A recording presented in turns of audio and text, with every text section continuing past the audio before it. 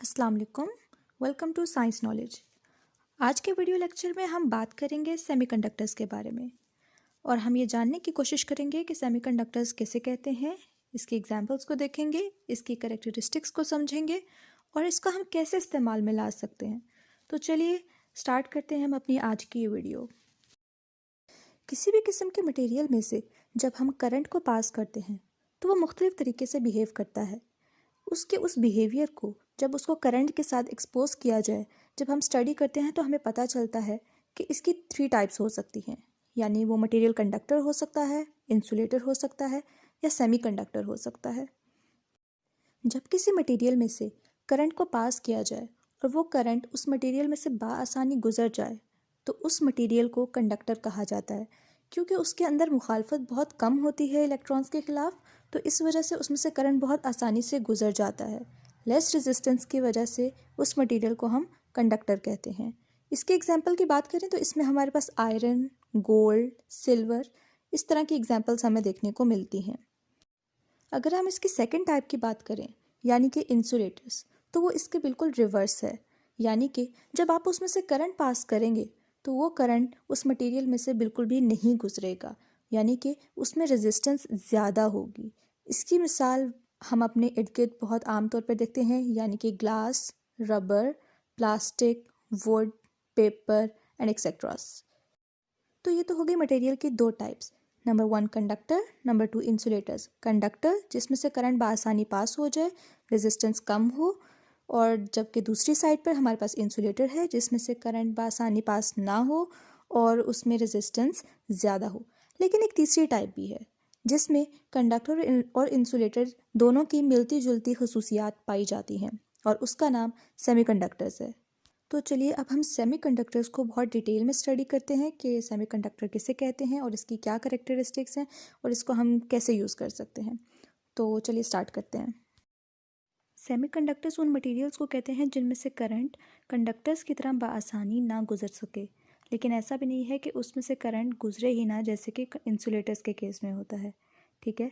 और दूसरे केस में हम इसको ये भी कह सकते हैं दूसरे लफ्ज़ों में कि सेमीकंडक्टर्स की जो कंडक्टिविटी होती है वो बहुत कम होती है।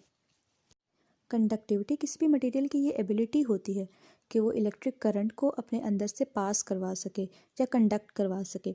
अगर हम सेमीकंडक्टर्स की एग्जांपल्स की बात करें तो हमारे पास इसकी जो अच्छी एग्जांपल है वो है सिलिकॉन कार्बाइड। अभी हमने थोड़ी देर पहले ये बात की थी कि सेमीकंडक्टर्स की कंडक्टिविटी बहुत कम होती है।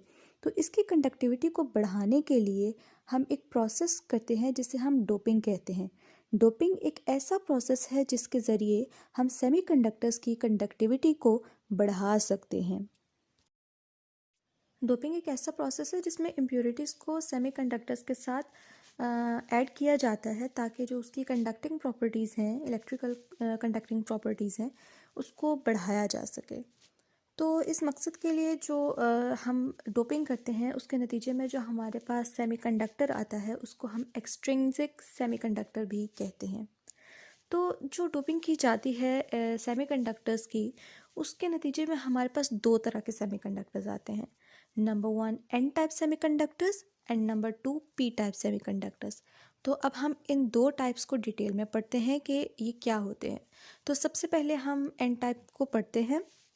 तो हमें पता है कि जो सेमीकंडक्टर्स हैं वो ग्रुप 4 से बिलोंग करते हैं और उनके वैलेंस शेल में 4 इलेक्ट्रॉन्स होते हैं, यानी वो टेट्रावेलेंट होते हैं। तो उसके एग्जांपल में अगर हम लें तो हमारे पास सिलिकॉन और जर्मेनियम सेमीकंडक्टर्स में एक बहुत अच्छी एग्जांपल है। तो क्या किया जाता है कि जो सिलिकॉन या जर्मेनियम को हम डोप कर देते हैं एक ऐसे इम्प्योरिटी के साथ जो इलेक्ट्रॉन डोनर हो, ठीक है, और वो पेंटावेलेंट हो, यानी कि उस इम्प्योरिटी के वैलेंस शेल में 5 इलेक्ट्रॉन्स मौजूद हों। तो पेंटावेलेंट इम्प्योरिटीज़ के एग्जांपल्स में हमारे पास आर्सेनिक या फास्फोरस आ जाता है। तो जब हम इन पेंटावेलेंट इम्प्योरिटीज़ को ऐड करवाते हैं सेमीकंडक्टर्स के साथ, तो उसके नतीजे में क्या होता है कि हमारे पास केमिकल बॉन्ड्स बन जाते हैं। तो ये 4 बॉन्ड्स आपस में बन जाते हैं। तो हमारे पास क्योंकि जो इम्प्योरिटी होती है वो पेंटावेलेंट होती है, यानी उसके पास 5 वैलेंस इलेक्ट्रॉन्स होते हैं, तो एक इलेक्ट्रॉन हमारे पास बच जाता है इम्प्योरिटी के अंदर। तो वो इलेक्ट्रॉन हमारे पास फ्री इलेक्ट्रॉन का काम करता है। और क्योंकि इलेक्ट्रॉन नेगेटिवली चार्ज है तो इसीलिए हम इस किस्म का जो हमारे पास टाइप होती है, हमारे पास जो एक्सट्रिंसिक सेमीकंडक्टर बनता है उसको हम डोपिंग के नतीजे में उसको हम एन टाइप बोलते हैं, क्योंकि एन स्टैंड्स फॉर नेगेटिव। तो इसमें चार्ज कैरियर्स हमारे पास नेगेटिव होते हैं। तो ये हो गई हमारे पास एन टाइप सेमीकंडक्टर्स। इसको मैं एक दफ़ा फिर से रिपीट कर देती हूँ कि सिलिकॉन या जर्मेनियम जो कि हमारे पास सेमीकंडक्टर्स हैं उनको हम डोप करते हैं, यानी कि उसके अंदर हम इम्प्योरिटी ऐड करते हैं जो कि पेंटावेलेंट हो, जिसके वैलेंस शेल में हमारे पास 5 इलेक्ट्रॉन्स हों। तो जब वो रिएक्ट करते हैं एडप हो जाते हैं सेमीकंडक्टर्स के साथ जो कि जिनकी जो वैलेंसी है वो 4 होती है, तो हमारे पास एक फ्री इलेक्ट्रॉन बच जाता है उस इम्प्योरिटी के अंदर। तो वो फ्री इलेक्ट्रॉन हमारे पास जो है वो चार्ज कैरियर के तौर पर काम करता है। तो इस केस में हमारे पास जो चार्ज कैरियर है वो नेगेटिव होता है। तो नेगेटिव है इसलिए इसको हम एन से नेगेटिव, इसको हम एन टाइप सेमीकंडक्टर कहते हैं, एन टाइप डोपिंग कहते हैं। तो अब हम बढ़ते हैं पी टाइप पर। तो अब हम बात करते हैं पी टाइप सेमीकंडक्टर्स की। पी टाइप सेमीकंडक्टर्स में हम ट्राईवेलेंट इम्प्योरिटी को इंट्रोड्यूस करवाते हैं सेमीकंडक्टर्स के साथ। तो होता यह है कि हमें मालूम है कि सेमीकंडक्टर्स जो हैं वो टेट्रावेलेंट होते हैं, यानी कि उनके वैलेंस शेल में 4 इलेक्ट्रॉन्स होते हैं, जबकि ट्राईवेलेंट जो कि जिनके वैलेंस शेल में 3 इलेक्ट्रॉन्स होते हैं। और इसकी बेस्ट एग्जांपल हमारे पास एल्यूमिनियम और बोरॉन है। तो इम्प्योरिटी एटम और जो हमारे पास है सेमीकंडक्टर का एटम वो एक दूसरे के साथ 3 बॉन्ड्स बनाएंगे, जबकि सेमीकंडक्टर का एक इलेक्ट्रॉन फ्री रह जाएगा, क्योंकि और इसके नतीजे में हमारे पास इम्प्योरिटी एटम में एक होल क्रिएट हो जाएगा। ये होल पॉजिटिव चार्ज करियर होगा, और इसलिए क्योंकि यहाँ पर पॉजिटिव चार्ज करियर्स की तादाद ज़्यादा होती है, यहाँ पर होल्स ज़्यादा होते हैं, इसलिए इसको हम पी टाइप कहते हैं, क्योंकि पी फॉर पॉजिटिव। तो ये हो गई पी टाइप। हमने एन टाइप को भी पढ़ लिया है। लेकिन यहाँ पर एक बात याद रखना ज़रूरी है कि जो डोप्ड सेमीकंडक्टर्स होते हैं वो इलेक्ट्रिकली न्यूट्रल होते हैं। जो हम टर्म्स यूज़ कर रहे हैं एन टाइप या पी टाइप, यानी कि नेगेटिव एंड पॉजिटिव, इसका ये बिल्कुल मतलब नहीं है कि वो सेमीकंडक्टर नेगेटिवली चार्ज्ड है या पॉजिटिवली। इसका यहाँ पर सिर्फ हम यही रेफरेंस देते हैं कि यहाँ पर मेजॉरिटी चार्ज कैरियर्स नेगेटिव हैं या पॉजिटिव हैं। तो आफ्टर डोपिंग जो सेमीकंडक्टर्स की इलेक्ट्रिकल कंडक्टिविटी है, यानी करंट को अपने अंदर से फ्लो करवाने की जो एबिलिटी है वो इंक्रीज़ कर जाती है। तो अब हम बढ़ते हैं सेमीकंडक्टर्स की करेक्टरिस्टिक्स की तरफ। इन करेक्टरिस्टिक्स में बहुत सी बातें ऐसी रिपीट होंगी जो हम पहले पढ़ चुके हैं। तो चलिए अब हम इसकी करेक्टरिस्टिक्स को 1 बाय 1 करके स्टडी करते हैं। नंबर 1, सेमीकंडक्टर्स की इलेक्ट्रिकल कंडक्टिविटी इतनी ज़्यादा नहीं होती जैसे कि एक मेटल की कंडक्टिविटी होती है, लेकिन इतनी बुरी भी नहीं होती जितनी कि एक इलेक्ट्रिकल इंसुलेटर की होती है। नंबर 2, अगर हम एलिमेंट्स में सेमीकंडक्टर्स की एग्जांपल की बात करें तो हमारे पास इसकी best examples silicon, germanium and selenium की मिलती हैं। अगर हम कंपाउंड्स में सेमीकंडक्टर की एग्जांपल्स की बात करें तो इसकी एग्जांपल में हमारे पास गैलियम आर्सेनाइड और कैडमियम सल्फाइड की एग्जांपल्स मौजूद हैं। नेक्स्ट अगर हम करेक्टरिस्टिक देखें सेमीकंडक्टर्स की तो हमें पता चलता है कि जो सेमीकंडक्टर की प्रॉपर्टीज़ हैं वो डिपेंड कर रही होती हैं कि जो मटेरियल है उसका स्ट्रक्चर कैसा है।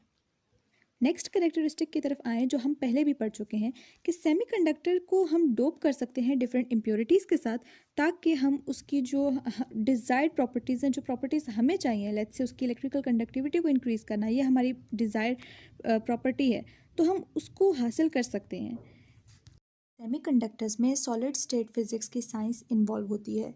इसके अलावा अगर हम ये बात करें कि जो इलेक्ट्रिकल कंडक्टिविटी है सेमीकंडक्टर्स की वो टेम्परेचर के साथ साथ बढ़ती जाएगी, और ये इंक्रीज़ इन कंडक्टिविटी या इलेक्ट्रिकल कंडक्टिविटी एक ख़ास टेम्परेचर रेंज के ऊपर होगा।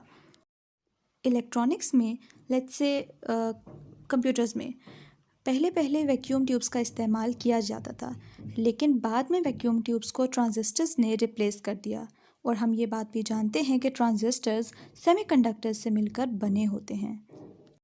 आई जस्ट होप कि आपको हमारा आज का ये टॉपिक समझ आया होगा। अगर आपको ये वीडियो पसंद आई है तो इसको लाइक और शेयर कीजिएगा, और अगर अब तक आपने इस चैनल को सब्सक्राइब नहीं किया तो सब्सक्राइब करना मत भूलिएगा।